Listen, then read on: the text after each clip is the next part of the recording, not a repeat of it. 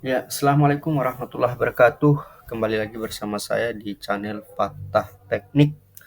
Kali ini saya akan membahas atau membedah wacana P3K jadi PNS dan juga membahas tentang perlindungan hukum bagi guru honorer. Pada tanggal 14 Juli 2025 kemarin, DPR dalam Komisi 10 melaksanakan RDPU dengan Ikatan Pendidikan Nusantara dan pengurus besar PGRI. Sumber yang saya dapatkan itu dari channel TVR Parlemen. Baik, langsung saja. Adapun aspirasi yang dibahas dalam RDPU tersebut, yang pertama, wacana peralihan P3K guru menjadi PNS. Kemudian yang kedua, perlindungan hukum terhadap tenaga honorer khususnya guru dan tenaga kependidikan. Ya, dua poin utama ya. Oke, langsung saja Termasuk sudah di kita dalamnya mulai adalah mendengarkan. dari Kemenak. Jadi saya kira demikian Bapak Ibu, kita akan segera bacakan beberapa catatan yang Bapak Ibu yakini saja, jangan meragukan. Kalau prosesnya panjang itu iya, termasuk ketika dulu zaman Pak Nadiem Makarim lalu menjadi 1 juta lebih, itu kan juga melalui proses-proses panjang rapat. Tapi sering dikatakan DPR itu hanya omong-omong saja, dikiranya begitu omong harus langsung ditetapkan. Tidak bisa, kita butuh regulasi, termasuk soal jaminan perlindungan kepada para tenaga pendidik, termasuk juga kebutuhan tenaga kependidikan yang Bapak Ibu harus mengetahui banyak operator-operator kita yang masih di luar gaji yang layak, padahal mereka penting. Dapodik itu memegang peranan penting ketika dituliskan dengan benar, tidak berubah karena ingin bantuan. Ketika mau diakreditasi baik semua, betul nggak Bapak Ibu? Nah Bapak Ibu harus mengingatkan, termasuk PBPGRI, begitu mau kebutuhan bantuan, sekolahnya rusak, semua jadi rusak. Nah ya ini PR, bahwa Dapodik itu menentukan kebijakan kita, maka tentu kita berharap, termasuk soal kebutuhan gurunya kan. Oke, langsung saja pada inti atau kesimpulan daripada pembahasan dalam RDPU tersebut. Ada beberapa poin utama yang saya catat.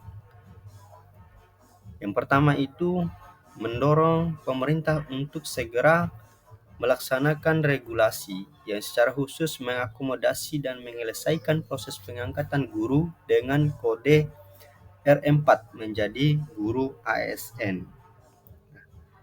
Guru dengan kode R4 adalah mereka yang telah mengikuti seleksi P3K, lulus passing grade tetapi belum mendapatkan formasi penempatan. Nah, ini yang menjadi pembahasan dan diskusi yang sangat-sangat luar biasa sekali dalam kesempatan RDPU tersebut. Nah, perlu diketahui saat ini banyak guru R4 yang telah menanti kepastian status kepegawaiannya. Poin ini menegaskan perlunya tindakan segera dari pemerintah untuk menyiapkan dan menerapkan regulasi atau kebijakan khusus yang memungkinkan proses pengangkatan guru dengan kode R4 menjadi ASN, baik PNS maupun P3K secara bertahap dan terencana. Artinya, poin ini yaitu mendorong pemerintah untuk memberikan kepastian karir dan penghargaan atas kompetensi para guru kode R4 yang telah lolos seleksi nasional. Nah, jadi seperti itu teman-teman. Untuk poin kedua, yaitu mendorong pemerintah untuk segera menyusun regulasi yang menjamin perlindungan hukum dan kepastian kerja bagi guru dan tenaga pendidikan non-ASN dan ASN P3K, termasuk peraturan mengenai status kepegawaian, hak atas jaminan sosial dan kesejahteraan, serta perlindungan dari pemutusan kontrak kerja yang tidak jelas. Jadi, poin kedua ini dari kesimpulan RDPU tersebut ya adalah membahas secara spesifik dan secara mendalam tentang bagaimana nasib guru agar bisa mendapatkan jaminan perlindungan hukum dan kepastian dari pemerintah. Nah, karena ketidakjelasan status kepegawaian terutama ya bagi para guru honorer ini ya yang telah mengabdi puluhan tahun. Jadi ya ada semacam kurangnya perlindungan hukum terutama ketika menghadapi kasus hukum atau konflik kontrak kerja yang sepihak. Jadi kan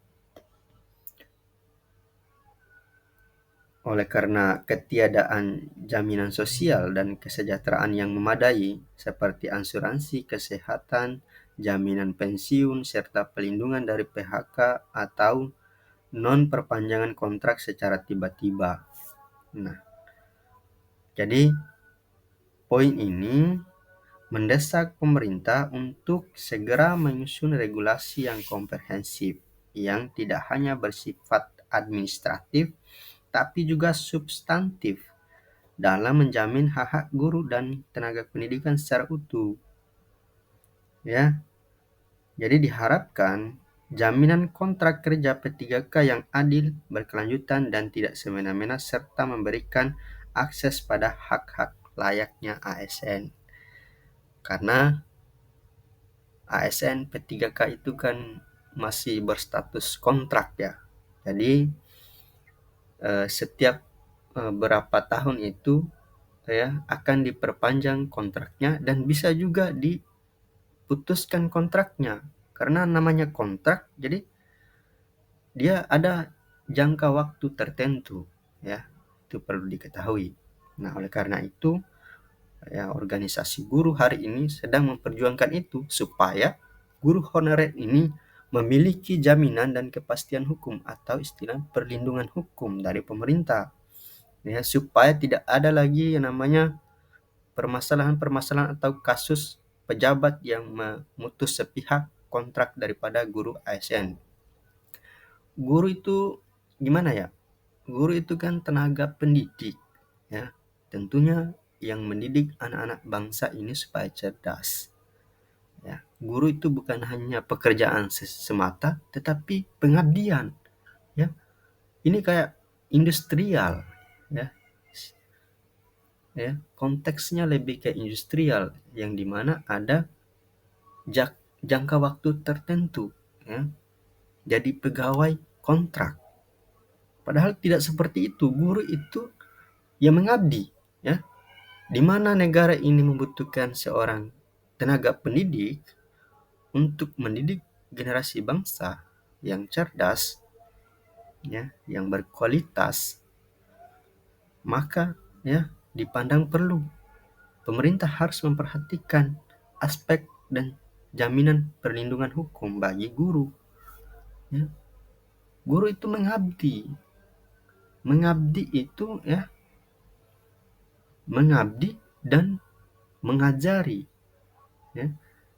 Dan kalau dikatakan mengabdi dan sebagai pendidik, maka tentu ya tidak ada batasan waktu. Ya. Kapan seorang guru ini ya dia selalu siap untuk mengabdi dan siap mendidik, maka pemerintah tidak boleh memutus ya memutus kewajibannya untuk mengabdi.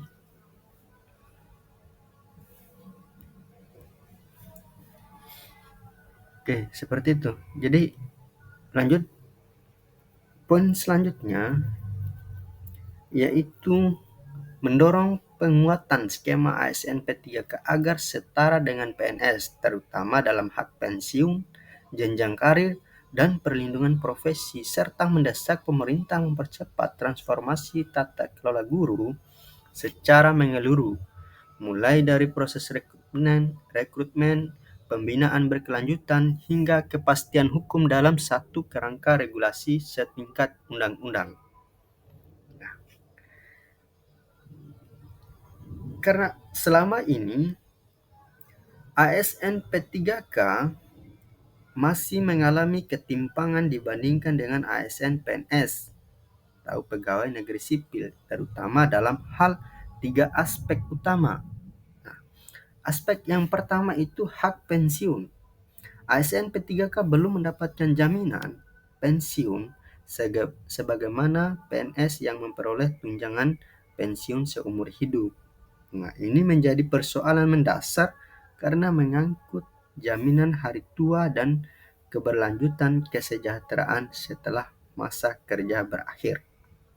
Ya, jenjang karir. Nah, ini aspek kedua ya. Ya, ini perlu diperhatikan.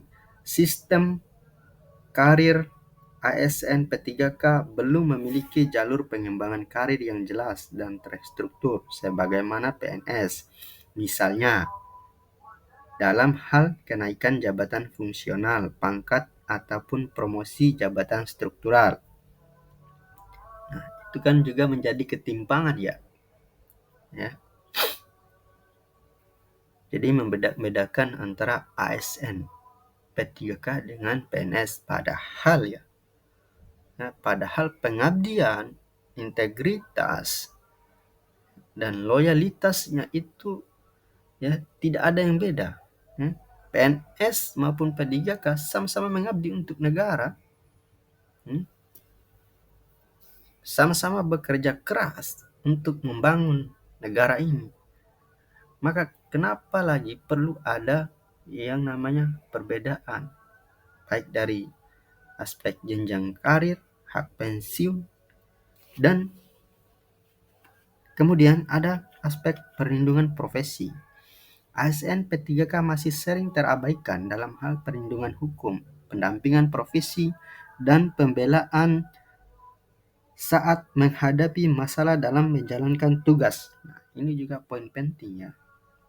Oleh karena itu, desakan untuk menyetarakan skema ASN P3K dengan PNS bukan hanya soal keadilan, melainkan pengakuan terhadap kontribusi profesional para guru yang telah lulus seleksi nasional dan menjalankan tugas negara secara penuh. Skema yang setara akan mendorong motivasi, loyalitas, serta profesionalisme guru secara berkelanjutan. Nah, seperti itu teman-teman. Ya, lanjut. Jadi dalam pembahasan itu sebetulnya sudah diundang-undangkan ya. Jadi ya, kami telah mengutip ya, atau di sini ada salinan dari Undang-Undang Republik Indonesia Nomor 20 Tahun 2023 tentang Aparatur Sipil Negara atau ASN. Nah, dalam salinan undang-undang ini sudah jelas bahwa pemerintah sudah menetapkan ya, aturan khusus berkaitan dengan ASN. Nah, di sini di dalam pasal 21 ayat 6, jaminan sosial sebagaimana dimaksud pada ayat 2 huruf D terdiri atas jaminan kesehatan, jaminan kecelakaan kerja, jaminan kematian, jaminan pensiun, dan jaminan hari tua. Sebetulnya pembahasan dalam RDPU tersebut sudah ada undang-undangnya ya. Namun klaimnya jangan sampai ini hanya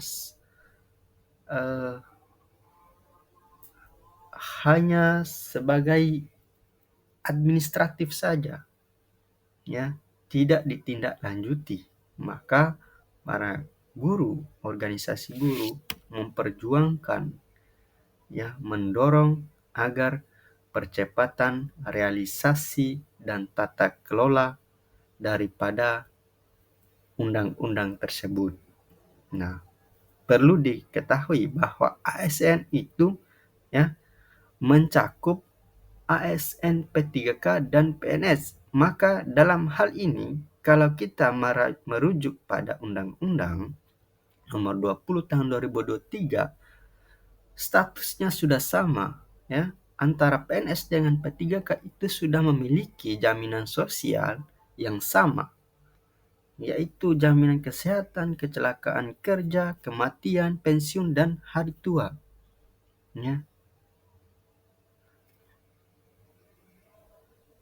Cuman ya itu yang sedang diperjuangkan lagi, bahwa bagaimana realisasi daripada undang-undang ini agar sesegera mungkin bisa menjamin, ya, memberikan jaminan sosial terhadap ASN, baik P3K maupun PNS. Nah, kemudian juga ya, penjelasan lebih lanjut daripada ayat tersebut, yaitu ada pada pasal 23 ketentuan mengenai jaminan sosial sebagaimana dimaksud dalam pasal 21 ayat 6 diatur dalam peraturan pemerintah dengan berdasarkan ketentuan peraturan perundang-undangan yang mengatur mengenai sistem jaminan sosial nasional. Ya, jadi seperti yang saya bilang tadi, bahwa ya, undang-undang ini harus diatur lebih lanjut, harus didorong agar dipercepat, diatur ya dalam peraturan pemerintah. Bagaimana tata kelolanya, bagaimana implementasinya, bagaimana sistemnya, itu yang sedang diperjuangkan. Kemudian juga pada bab 14 ketentuan penutup pasal 66 dalam undang-undang yang sama. Pegawai non-ASN atau nama lainnya wajib diselesaikan penataannya paling lambat Desember 2024, dan sejak undang-undang mulai berlaku, instansi pemerintah dilarang mengangkat pegawai non-ASN atau nama lainnya selain pegawai ASN. Namun, ya, kenyataan dan realitanya hari ini di lapangan itu masih banyak sekali honorer ya yang belum diangkat jadi ASN. Apalagi tadi ada tentang guru-guru yang sebetulnya sudah lulus seleksi, lulus passing grade seleksi ASN nasional, namun tidak mendapatkan alokasi formasi yang cukup bagi mereka, sehingga sampai hari ini mereka belum terangkat jadi ASN, belum mendapatkan formasi. Ya, masih banyak sekali guru-guru honorer semacam itu. Oleh karena itu perlu didorong ya untuk bagaimana undang-undang ini, terutama pasal 66, harus segera dituntaskan ya sebagaimana harapan bersama. Jadi mungkin seperti itu teman-teman pembahasannya ya. Semoga bermanfaat. Sekian, terima kasih. Wassalamualaikum warahmatullahi wabarakatuh.